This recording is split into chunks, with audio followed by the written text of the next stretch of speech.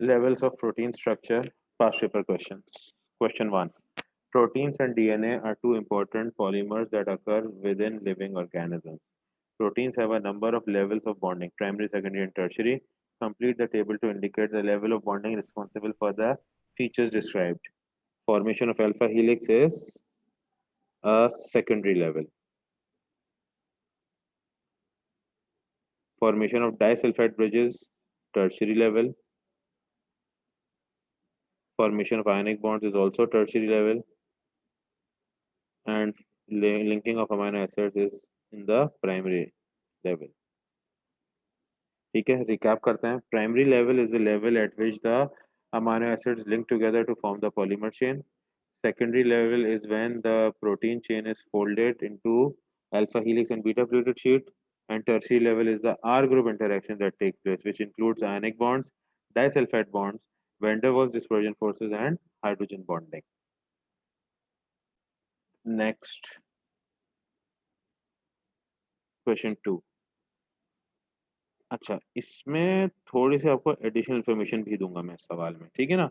Sickle cell anaemia is a genetic based disease in which one of the glutamic acid residues is replaced by valine. याद रखना क्या लिखा है, glutamic acid is replaced by valine, ठीक है ना. Suggest and explain how this change in the primary structure of the protein would affect the overall structure and the function of protein. अब देखो, ग्लूटामिक एसिड के अंदर जो are group है ना, वो ये है. ये जो है C double H group contain करता है, विच मीन्स कि ये एक इलेक्ट्रिकली चार्ज आर ग्रुप है. इलेक्ट्रिकली चार्ज आर ग्रुप है. और दूसरा जो वेलिन है, इसके अंदर ये ग्रुप है, ये है एक नॉन पोलर आर ग्रुप. तो एक अमीनो एसिड जिसके अंदर इलेक्ट्रिकली चार्ज आर ग्रुप है, वो कन्वर्ट हो जाएगा into a non polar R group. तो इलेक्ट्रिकली चार्ज आर ग्रुप जो है वो टर्शियरी इंटरेक्शंस करते हैं आयनिक बॉन्डिंग, ठीक है ना.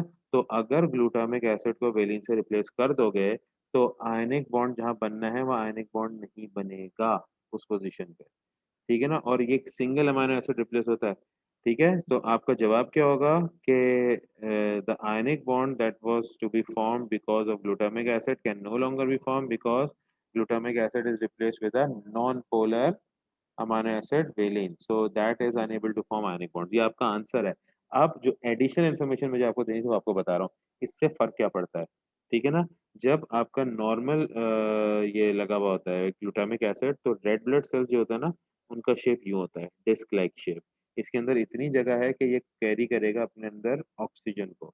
लेकिन जब ये ग्लूटामिक एसिड वेलिन से रिप्लेस हो जाता है, यानी वो एक आयनिक बॉन्ड नहीं बनता है. वो इतना क्रूशल है कि अब आपका जो वेलिन के लगने की वजह से जो रेड ब्लड सेल का शेप होता है ना, उसका शेप इस तरीके का हो जाता है. ये कहलाता है न्यू मून शेप या क्रीसेंट शेप या सिकल शेप. इसमें जगह नहीं होती है oxygen carrying capacity in the red blood cells, तो इसकी वजह से ऑक्सीजन डिप्रीविएशन हो जाती है उन लोगों को जिनके अंदर ये डिजीज कॉज होती है. सिर्फ एक सिंगल अमाइनो एसिड के रिप्लेस होने से पूरा रेड ब्लड सेल का शेप इस तरीके से चेंज हो जाता है, ठीक है ना. तो मैंने आपको ये इस वजह से बताया एडिशनल इन्फॉर्मेशन, कि आपको पता रहे कि अमाइनो एसिड अगर चेंज हो जाए तो उससे कितना मेजर इफेक्ट पड़ता है नॉर्मल लिविंग पर. मैंने ये मेंशन भी कर दिया कि नॉर्मल रेड ब्लड सेल्स और sickle red blood cells. Okay, moving on. The next question says disulfide bonds play an important role in the stability of some proteins such as keratin in human hair. The amino acid involved in the formation of a disulfide bond is cysteine. The amino acid at which level of protein structure primary secondary ratio are disulfide bonds formed. पहले भी देख चुके हैं. It is formed at the tertiary level. ठीक है. Part 2, use of functional group in cysteine to show how disulfide bonds are formed. अब cysteine की जो functional group है वो CH2SH है, जो ऊपर स्ट्रक्चर में ब्रैकेट में बना हुआ है. तो इसको यू में बनाता हूँ डायग्रामेटिकली. ये मैंने एक प्रोटीन चेन बनाई, एक CH2SH इधर है, एक CH2SH इधर है. अब होता क्या है कि इस दोनों SH में से हाइड्रोजन रिमूव होता है ड्यू टू ऑक्सीडेशन, ठीक है ना. और ऑक्सीडेशन से जब हाइड्रोजन रिमूव हो जाएगा, तो दोनों जो सल्फर सल्फर है उसके बीच में कोवेलेंट बॉन्ड बन जाता है. तो ये हो जाएगा CH2S covalently bonded to S of another CH2S group, ठीक है ना। तो इस तरीके से आपका जो है जो ये बना है यहाँ पे, ये आपका डाई सल्फाइड ब्रिज कहलाता है और ये कोवेलेंट बॉन्ड है and this is responsible for holding and locking the structure, the 3D structure of the protein in its place. अच्छा, what type of a chemical reaction is this? Already मैंने ऊपर mention कर दिया, this is oxidation.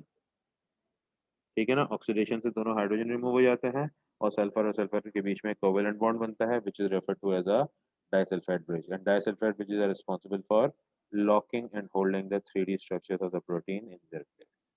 With this we have come to the end of levels of protein structure.